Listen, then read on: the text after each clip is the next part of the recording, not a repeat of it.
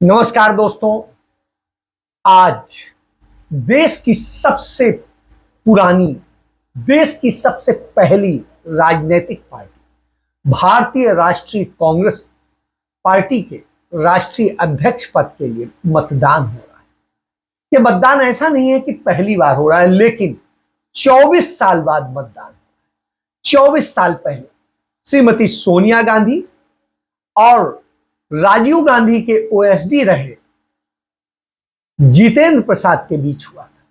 Jitendra Prasad UP के कद्दावर नेता थे, ब्राह्मण नेता के तौर पर जाने जाते थे, और उनके बेटे जतिन प्रसाद राहुल गांधी की टीम के हिस्सा थे और केंद्रीय पेट्रोलियम राज्य मंत्री रहे और बहुत सारी चीजें रही। और राहुल गांधी ने उन्हें बड़ा सम्मान दिया। हालांकि अब वो भारतीय जनता पार्टी में है। सत्ता सबको प्यारी होती है और उस सत्ता के साथ चलेगा। विचारधाराओं को छोड़ गए जो उनके पिता आखिरी दम तक विचारधाराओं के साथ थे। सोनिया गांधी से उन्होंने चुनाव भी लड़ा, फिर भी पार्टी में रहे और पूरे सम्मान उन्हें पार्टी में मिला, कहीं कमजोर नहीं।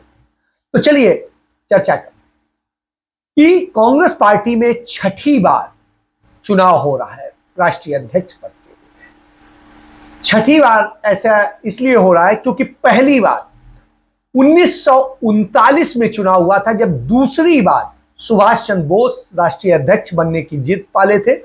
और उस स्थिति में महात्मा गांधी ने उन्हें कहा कि एक बार आप अध्यक्ष रह लिए हैं, दोबारा दूसरे को मौका दीजिए। लेकिन फिर भी वो लड़े और लड़े तो उन्होंने जो महात्मा गांधी के उम्मीदवार थे पी सीतारमैया, उन्होंने चुनाव में हरा दिया और सुभाष चंद्र बोस जीत गए। जीतने के बाद में हालांकि वो लंबे समय तक नहीं कर सके, उसके बाद में उन्हें इस्तीफा देना पड़ा चंद समय बाद। तो ये पहला चुनाव था। 1885 में जब कांग्रेस पार्टी बनी तो व्योमेश चंद्र जी जब उसके अध्यक्ष थे, व्योमेश बनर्जी जी, तो उनके समय से लेकर के कांग्रेस पार्टी में जिस तरीके से अनुशासन रहा, चीजें नहीं, लेकिन लोकतंत्र सदैव रहा। सदैव लोकतंत्र की आवाजें उठती रही और बहुत बार ऐसा। तो 1939 के बाद में दूसरी बार चुनाव हुआ 1950 में। 1950 में तब चुनाव हुआ जब आजादी के बाद ऐसा पहली बार हुआ था, और उस समय पुरुषोत्तम दास टंडन पसंद थे सरदार वल्लभ भाई पटेल के, और सरदार वल्लभ भाई पटेल उन्हें अध्यक्ष चाहते थे।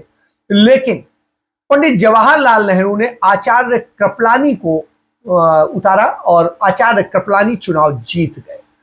तो ये स्थिति थी और उसके बाद में आचार्य कृपलानी अध्यक्ष बने। और इसके बाद में 1977 में तीसरी बार चुनाव हुआ, और इसमें जो चुनाव हुआ इसमें देवकांत बरुआ की इस्तीफे देने की वजह से हुआ था, और उसके बाद ब्रह्मानंद रेड्डी ने सिद्धार्थ शंकर रे और कर्ण सिंह को शिकस्त दी। ब्रह्मानंद रेड्डी 1977 से 1978 तक कांग्रेस पार्टी के अध्यक्ष रहे, और यह एक बड़ी वजह थी। इसके बाद में 1997 में चुनाव हुआ जब जितेंद्र प्रसाद की स्थिति थी और सीताराम केसरी, शरद पवार, राजेश पायलट के बीच त्रिकोणीय मुकाबला हुआ। और यह त्रिकोणीय मुकाबला हुआ और महाराष्ट्र तथा उत्तर प्रदेश के कुछ हिस्सों को छोड़कर कांग्रेस के सभी प्रदेश इकाइयों ने केसरी का समर्थन किया और उन्होंने भारी मतों से जीत अर्जित की। और फिर उसके बाद पांचवा चुनाव हुआ सन 2000 में।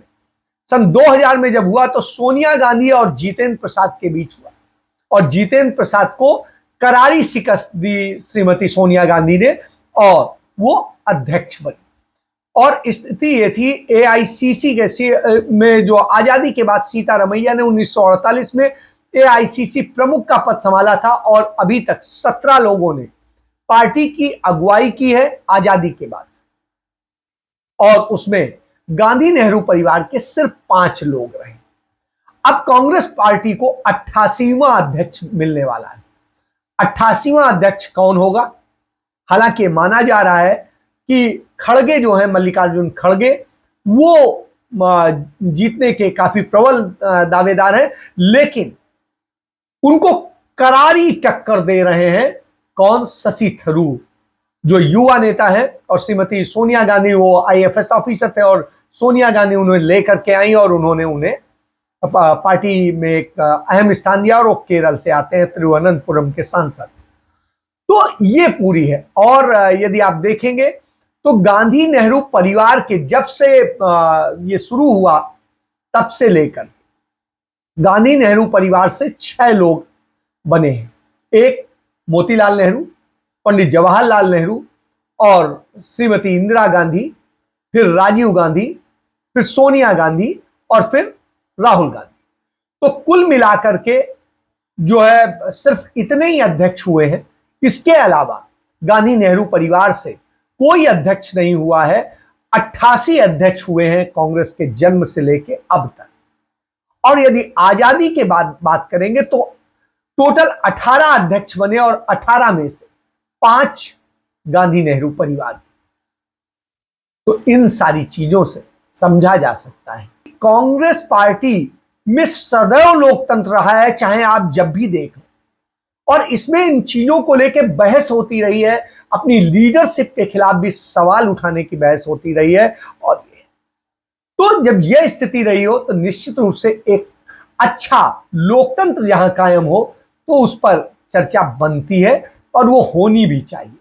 इसके बाद आज जो देश की दशा है, दिशा है, जब लोकतंत्र की हत्या हो रही हो, उस स्थिति में निश्चित रूप से एक लोकतांत्रिक जो एक महान परंपराएं हैं वो होनी चाहिए। और उसका आज परिचय दिया है कांग्रेस ने उस वक्त में जब कांग्रेस अपने काफी खराब दिनों से, जो परफॉर्मेंस के मामले में खराब दिनों से फेस कर रही है।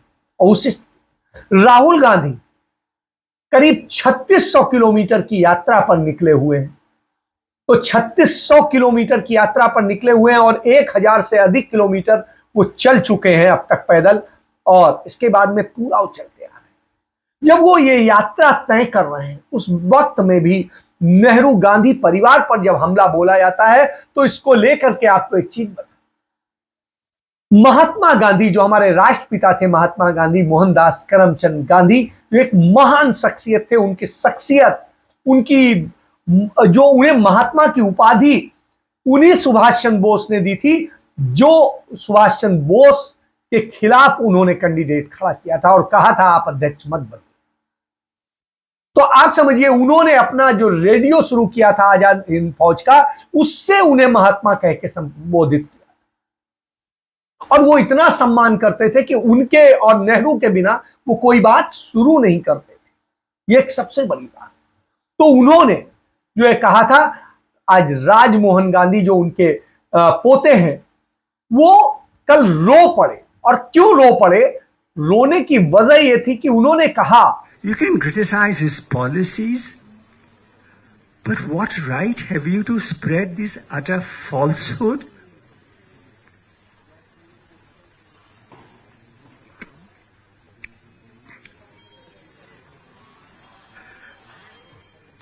No, I feel deeply about it.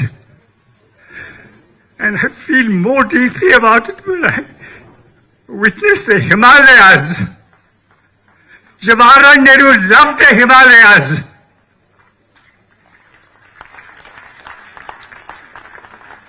Like the Himalayas will protest, the earth will protest. You please feel free to criticize his policies as strongly as you want. But don't stoop so low as to tell filthy lies about a noble and a good man. कि नेहरू का जिस तरीके से अपमान किया जा रहा है ये हमारे ही लिए नहीं, हर देशवासी के लिए दुखद है। मैं तो चलिए वो ये राजमोहन गांधी वही है जो एक समय में कांग्रेस से बिल्कुल उन्होंने दूरी बना ली थी और कांग्रेस से अलग भारतीय जनता पार्टी समर्थित कैंडिडेट भी बने थे, और भारतीय जनता पार्टी के साथ में उनके अच्छे रिश्ते हैं, उनके दूसरे दलों से अच्छे हैं, सबसे अच्छे हैं। उन्होंने कहा सबसे ज्यादा तकलीफ इस बात की है नेहरू को जब कोई गाली देता है, नेहरू कोई ऐसे नहीं है कि जिन्हें आप कह सके, नेहरू वो है जो पहाड़ों की तरह से उनकी ऊंचाई है, उनकी ऊंचाई इतनी है कि वो दुनिया की एक बड़ी शख्सियत है।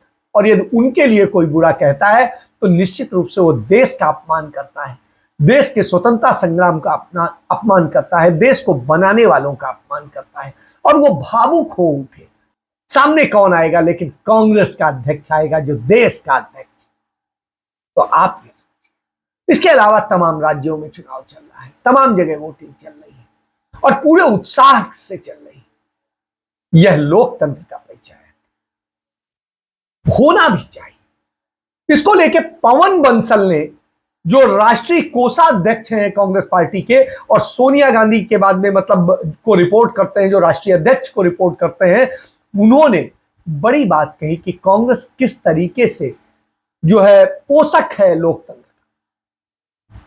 इसके अलावा आप देखेंगे, मैंने बात करी कुछ लोगों से भी, तो उनमें राजीव मोदगिल हैं, महासचिव हैं चंडीगढ़ में, और उन्होंने कहा कि हम वोट के लिए हमें कोई डायरेक्शन नहीं है कि किसे वोट देना है, हमें यही कहा गया है जिसको मन करे उसे वोट दीजिए, लेकिन लोकतंत्र कायम रहना चाहिए, लोकतांत्रिक परंपराएं कायम रहनी चाहिए। इसी तरीके से बाकी लोगों का भी है और यह एक स्वस्थ परंपरा का परिचायक है।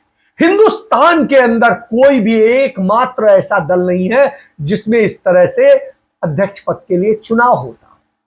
जो लोग परिवारवाद की बात करते हैं, सबसे ज्यादा परिवारवाद उन्हीं पार्टियों में, लेकिन कांग्रेस पार्टी ने सिद्ध कर दिया कि उसके यहां परिवारवाद नहीं, क्योंकि 88 अध्यक्ष आज तक हुए स्थापना से लेकर, और उनमें सिर्फ 5 जो है गांधी नेहरू परिवार के। इसके अलावा यदि आप बात करते हैं दूसरी और सारी चीजें, तो पदों को लेकर भी सोनिया गांधी वो पहली दुनिया की महिला है या कोई भी है जो प्रधानमंत्री का पद त्याग देती है, और एक बार नहीं, तीन बार। राहुल गांधी ने एक बार प्रधानमंत्री पद का त्याग किया, जब मनमोहन सिंह ने उन्हें कहा, मंत्री बनने के लिए कहा, तब भी उन्होंने त्याग किया। तो ये परंपरा है, इस स्वस्थ परंपरा की जरूरत है, क्योंकि लोकतंत्र की जब हत्या हो रही हो तो निश्चित रूप से यह एक बड़ा महत्व है। और इस स्थिति में सारी चीजें निश्चित रूप से सीखने वाली हैं, समझने वाली हैं, और इन्हें जब हम समझेंगे तभी कुछ बनेगा। तो कांग्रेस की इस महान परंपरा को सलाम करते हुए मैं समझता हूं, दूसरी तरफ राहुल गांधी लगातार पैदल चल रहे हैं, पग पग नापते हुए देश को जोड़ने का काम कर रहे हैं, और देश जोड़ने के लिए वो अपना सब कुछ कुर्बान करने को तैयार है। पांव में छाले हैं, रीढ़ दर्द कर रही है, सब कुछ, लेकिन वो चलना से रुक नहीं रहे। वो राजनीति जो है चुनाव जीतने के लिए नहीं कर रहे हैं, बल्कि समाज जोड़ने के लिए कर रहे हैं, देश जोड़ने के लिए कर रहे हैं। यही वजह है कि वो किसी चुनाव प्रचार में नहीं जा रहे हैं, जबकि दो राज्यों में तत्काल चुनाव है। एक राज्य हिमाचल में चुनाव की घोषणा हो चुकी है। श्रीमती प्रियंका गांधी, जो उनकी बहन है छोटी, वो जाकर के उन्होंने कैंपेन और उसकी पहली रैली करके, चुनावी रैली करके इसकी घोषणा कर दी है। उसके अलावा बाकी चीजें चल रही हैं। इसके अलावा गुजरात में युवक कांग्रेस और कांग्रेस के सहयोग से जो पूरी परिवर्तन यात्रा चल रही है, वो लगातार चल रही है।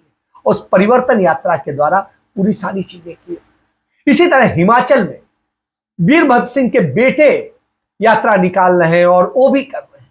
तो यात्राएं कांग्रेस की चल रही हैं, कहीं पैदल चल रही, कहीं मोटरसाइकिल चल रही, कहीं ट्रैक्टरों से चल रही हैं। तो उन यात्राओं का दौर चल रहा है, और ये यात्राएं जोड़ने की यात्राएं हैं, सच बताने की यात्राएं हैं। तो प्रियंका गांधी ने हिमाचल में 10 गारंटियां दी हैं, जैसे कि राहुल गांधी यात्रा पर जाने के पहले गए थे राजस्थान और गुजरात, और गुजरात में जाकर के उन्होंने वहां पर 8 गारंटी दे करके आए कि हमारी सरकार आई तो ये 8 गारंटी है जो आपकी पीड़ा है उसे दूर करने के लिए। और इसी तरीके से प्रियंका गांधी ने हिमाचल से वायदे किए हैं कि हम ये 10 गारंटी देते हैं।